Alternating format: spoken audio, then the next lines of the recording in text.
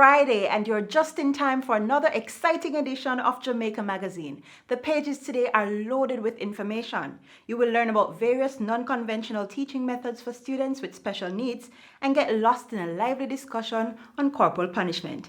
Don't you dare move a muscle. I'm Sandra Johnson, and I'll be back before you know it.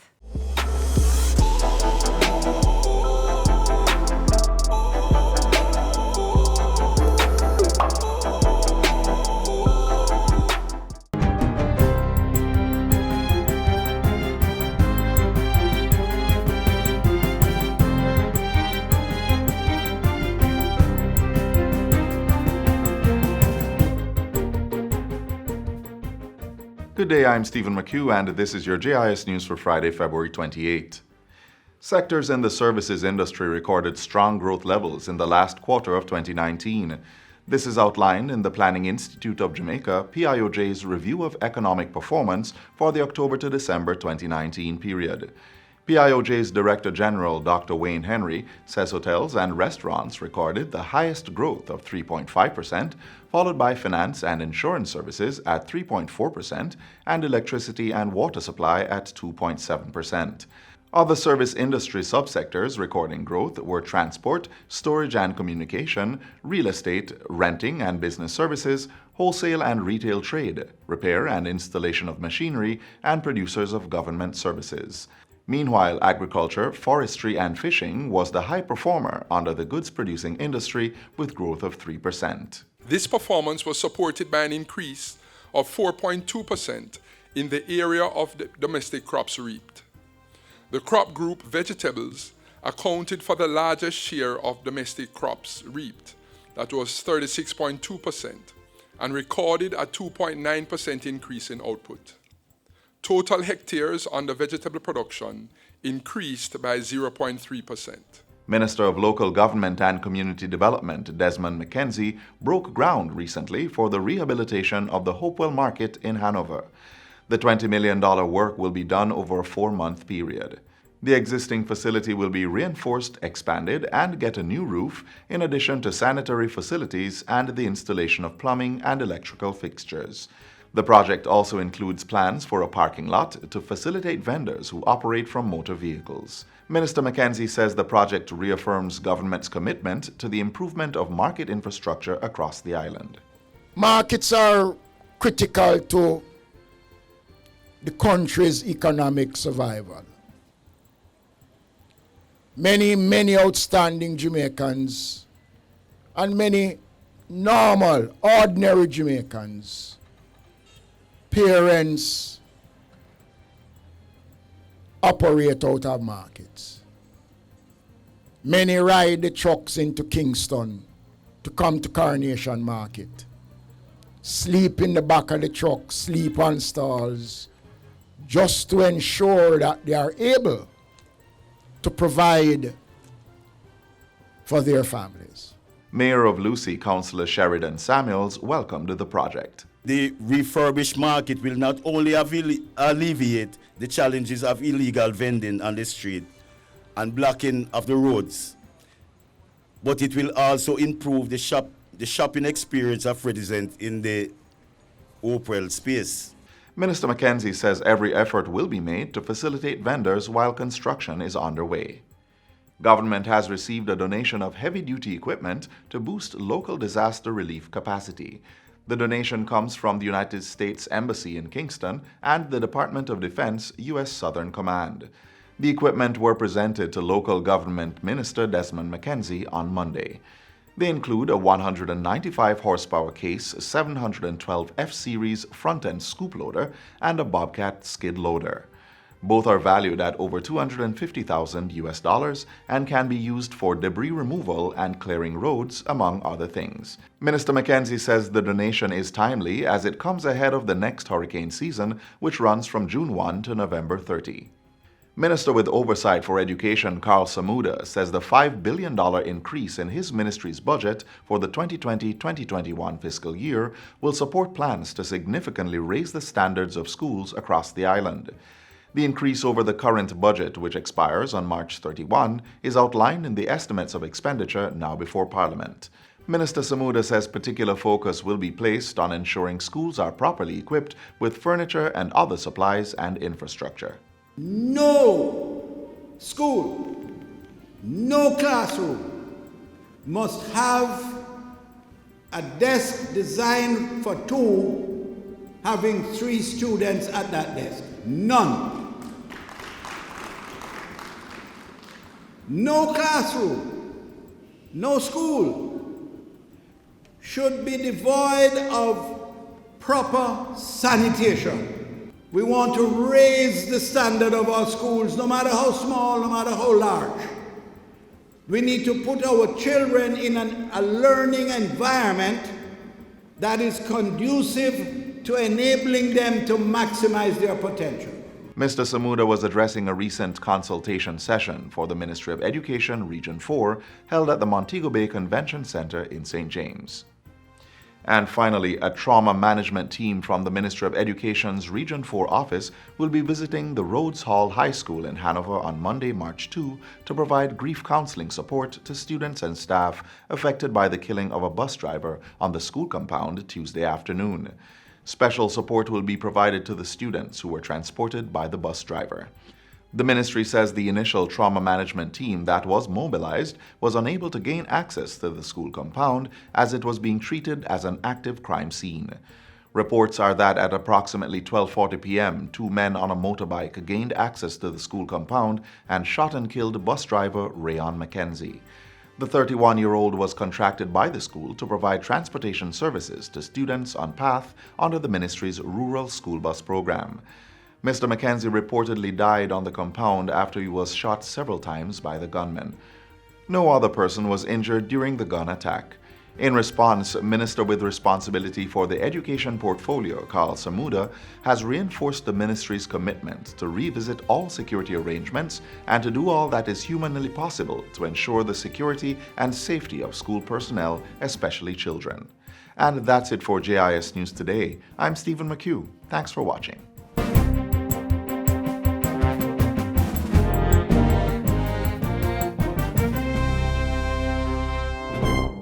Protect yourself from the flu virus. Visit your nearest health center or doctor to get the flu vaccine. Cover your mouth and nose when coughing and sneezing. Wash your hands regularly with soap and water or by using an alcohol-based hand sanitizer. Avoid the spread of germs by not touching your eyes, mouth, or nose. And be sure to regularly disinfect surfaces and objects that are used often. Remember, your health is your responsibility. Corporal punishment continues to be quite a debatable issue in our society. The act of causing physical harm and discomfort to a child as a form of discipline has been condemned by numerous stakeholders and members of government. Instead, the use of positive discipline has been encouraged as a reasonable alternative. Check out this recent dinner conversation on the issue. A lot of us grew up on the scripture, spare the rod and spoil the child. So if you speak to a lot of Jamaicans, we will probably tell you that corporal punishment is just a way of life. It's a rites of passage. It is something we're accustomed to. And what doesn't kill you makes you. Now, I stand here extremely lucky and extremely blessed to have been raised in a family with my grandmother and my mother. And my grandmother believed in the power of reasoning, the power of communicating, the power of understanding and working out differences. So I never experienced corporal punishment. And now that I stand as a mother of a rambunctious 7-year-old who I swear is going on 70, I implement the same things that my grandmother taught me. So I reason with her. I talk it out. Do you think that makes sense? But there are people who will tell you this doesn't work if you are a frustrated single parent. And this may not work if you come from an inner city. Well, we're here to have that conversation. Welcome to the Office of the Children's Advocates Dinner and Conversation Series.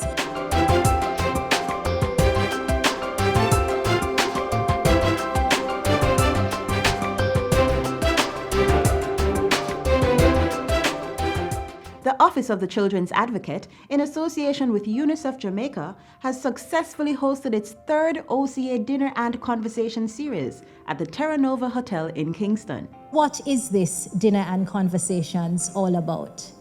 So, of course, the Office of the Children's Advocate, as most of you know, is the Commission of Parliament that is charged with the responsibility to safeguard the rights and promote the best interests of children in Jamaica in all settings. One of the things that I think is very important to do is to see how we can have facilitated discussions and get actions through very different means. How can we have stakeholders who may never ever really be in the same room at the same time gather together, fellowship over a meal, get some information based on whatever research is out there or information on a particular topic that's relevant to our children, and then give their input based on what their experiences are in their various communities and their organizations. This year's staging of the event saw numerous stakeholders rising to the podium to share important facts on the topic and to impart valuable recommendations. At UNICEF, we believe there is nothing more important or valuable than to protect and safeguard every child. And that means protecting every child from violence, be it sexual, emotional, psychological, or physical. We are particularly disturbed by the most common forms of violence experienced by Jamaican children, which is violent discipline. 8 out of 10 Jamaican children under age 15 are subjected to violent discipline at home. The term violent discipline includes physical aggression, like hitting or beating, as well as psychological aggression, like shouting or humiliating or calling names. We want all our stakeholders, our teachers, our teaching associations, the clergy, the society, the private sector. We want all our partners. We want every single citizen to say enough is enough. Let us find better ways to reach out to our children. Whether we're going to give them time out, take away their privileges, whether we're going to speak to them about the consequences of their actions. And we must also always reward good behavior. Let them know that, yes, this is good. Praise them, acknowledge them. I'm proud of you. I love you. You did good. That is the correct way to do it. Let us employ these new strategies. And I promise you, it will be a new dawn in a more peaceful and loving Jamaica. The bulk of information was presented by lead discussant for the event, Professor Joan Durant, a child clinical psychologist and professor of community health services at the University of Manitoba in Canada. I thought we should start by figuring out just what corporal punishment is and getting a definition, because we all have different pictures in our minds of what this means.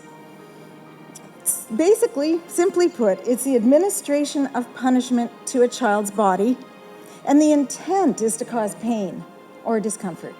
What do parents really want to accomplish? What do they think they're doing when they're hitting their children? Well, one of the major goals that parents have is to teach their children right from wrong. So they want to raise children who treat other people fairly, who are kind and empathic. Usually, right, we don't want our children to be violent. We want them to be kind and good people.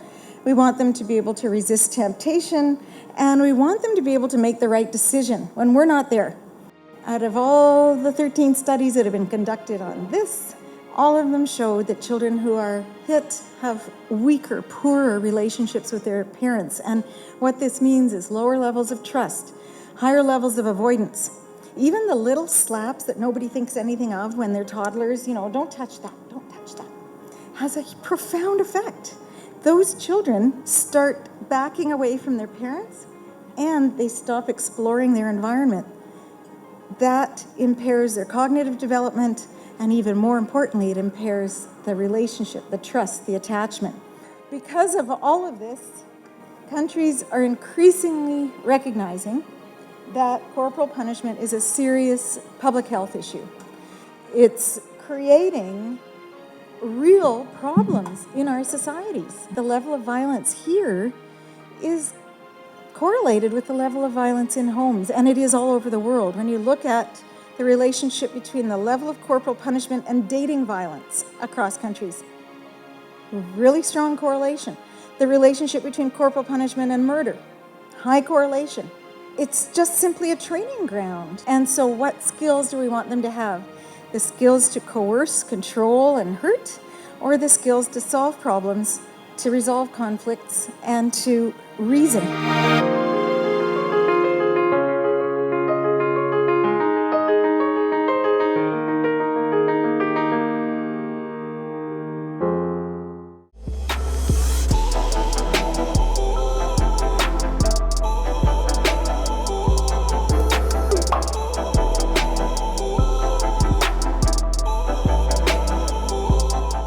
The Licensed Centre of Excellence in St. Thomas is one of 10 such institutions across the island that caters to the unique needs of children with special needs.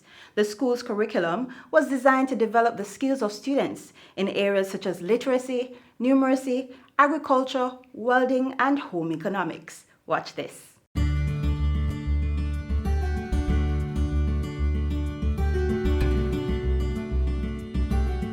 The Licensed Centre of Excellence caters to students post-primary 13 years and up who have been assessed and who have been diagnosed to be on the intellectually disabled spectrum.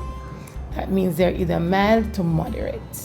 The Digital Foundation was kind enough to give us this wonderful school so St. Thomas can cater more to these children who need special attention.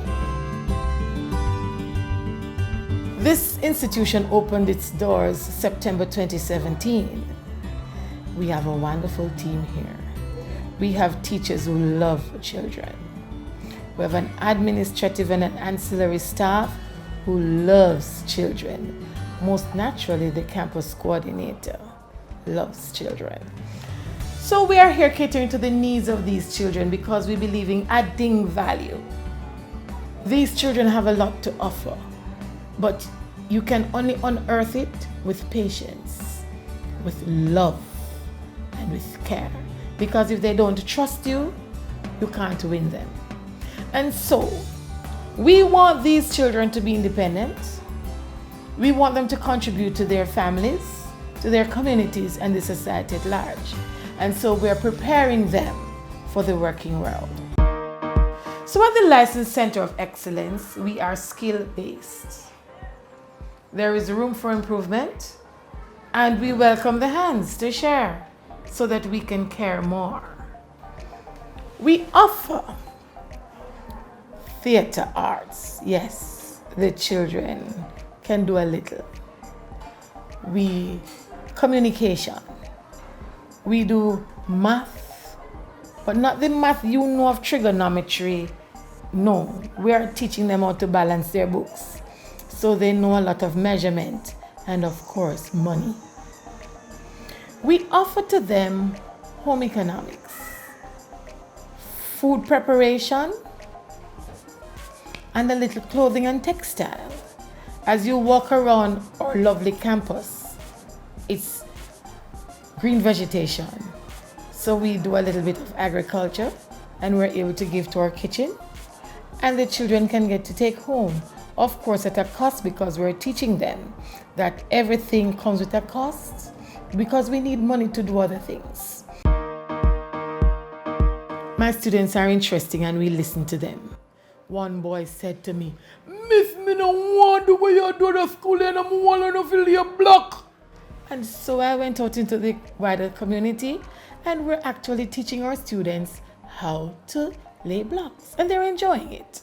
In special ed, a lot of emphasis is placed on life skills. And life skills is taught in all the subject areas with extra emphasis coming from the guidance departments. So of course, Licensed Centre of Excellence is the place to be. Has anybody ever played hide and seek? My classroom is a corporate space. I facilitate learning. My students learn from each other. They help each other during the learning process. Enabling them, I make certain that I encourage them that there is nothing that they cannot do. And the motivation that they get from being a part of my classroom, the fact that we differentiate learning too in there and tiered activities are used, it makes no child feel left out.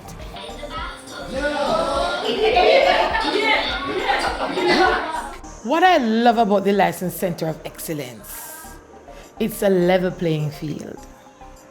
We exclude no one. So all activities, if it means you're to get assistance, be it from a classmate, a teacher, or from an ancillary worker, you're going to get the assistance because we believe in excellence. Excellence for all.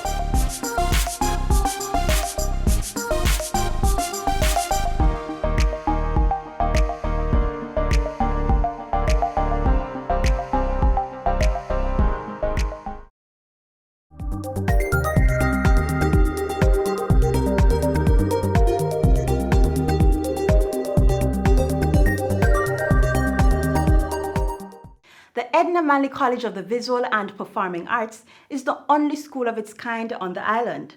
Art is the language used by instructors to unleash the innate creativity and academic excellence of all their students, whatever their various learning needs. There's a sort of purposeful selection of the sequence in these human movements.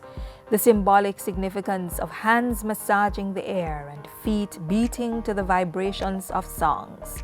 They're focused, energized, ready, and raring to go. If you think about it, they are just like you and I. Well, of course, that's if you can dance. But one thing might be different. I've been there for 23 years, and I've been dancing for 10 years. I've been there for 21 years, and I've been dancing for 14 years. So I've been hard of hearing ever since I was born until now. And I've been dancing for 16 years.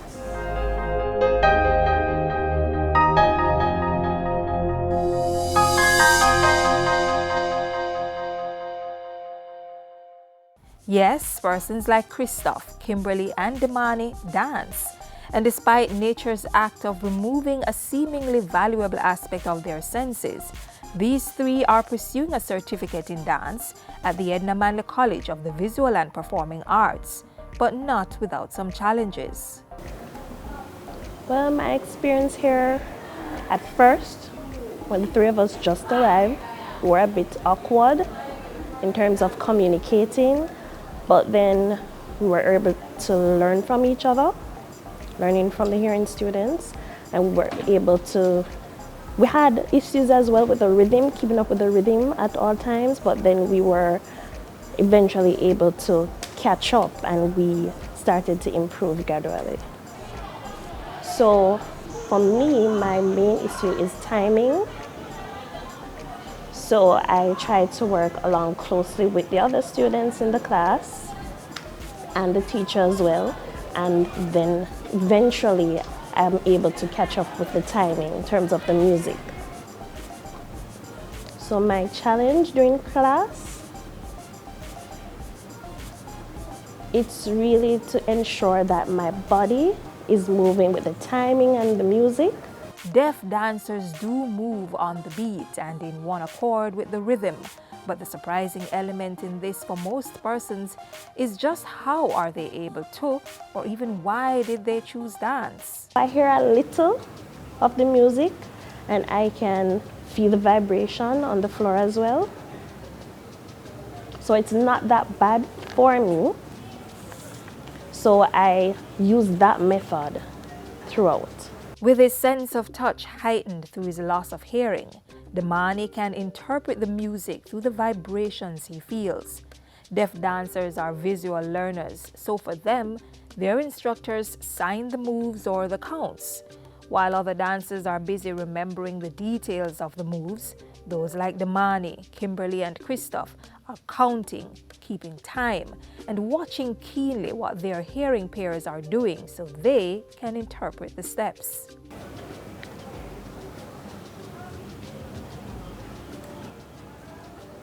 So I chose to study dancing because dancing is my life. It's my passion ever since.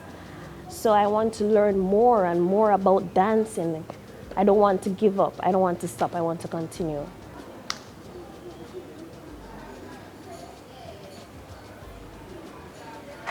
Because my goal is to become a dancer in the future. So when I'm finished at Edna Manley College, I want to become a dancer, and I want to perform around the world. So my goal is to become a dance teacher so that I can empower younger deaf children who really love dancing and empower them so that they can, be as good as I am. It's their turn. But for acting dean at the School of Dance, being deaf is not the biggest obstacle for becoming a great dancer. I don't want to describe what we have as challenges. I want to describe them as opportunities to learn. What fundamental to dance is the ability to demonstrate and for the dancer to use their eyes and observe and learn the experience in a visual way and then demonstrate what it is that they have been taught. I think one of the interesting things about the deaf students is that their other senses are heightened, and so they're able to access the information in other ways and quite differently from the hearing students. So it's very interesting to see the learning dynamics, but the end result and the objective or the learning outcome of the experience are still achieved. And we're very happy about that because ultimately we want them to succeed. And while for the school it is the first time opening its gates to persons like Christoph, Kimberly and Demani to study dance, they're eager to receive the information and we're inspired by this drive to learn and to succeed. So even though we have an interpreter, the interpreter is also learning from the experience because we have interpreters who have never been in a school environment like this where dance is concerned, so they're also learning new language. It somehow feels as though they've brought more to us. For many of the deaf community, the fear of fitting in lingers. But for Christoph, Kimberly and Demani, dancing is passion-driven and determination-ruled. Well, I hope that what we've done here at the Edna Manley College in terms of opening our doors to 3 deaf students will encourage others and inspire them to go after their dreams.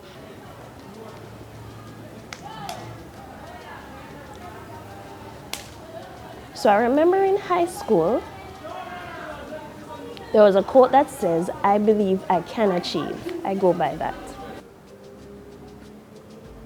So in the Bible, it talks about, "I can do all things through Christ who strengthens me." I believe I can achieve.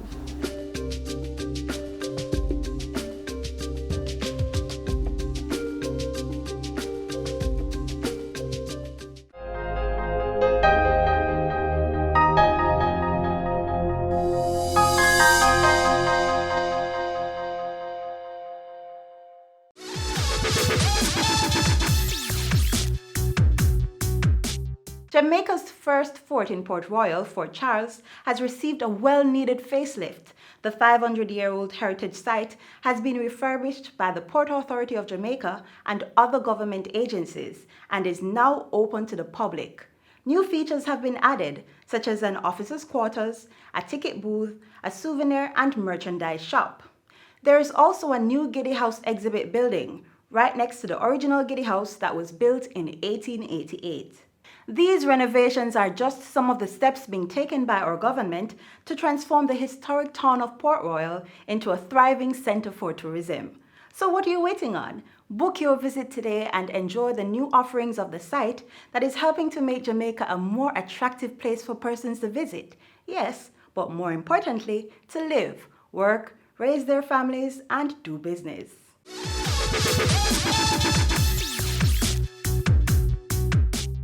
And just like that, it's time to close out today's magazine. Thanks so much for browsing the pages.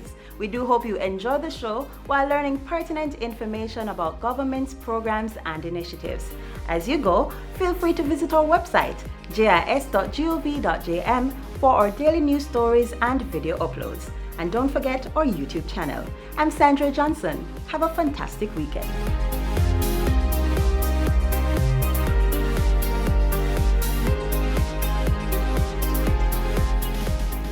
This has been a production of the Jamaica Information Service, the voice of Jamaica.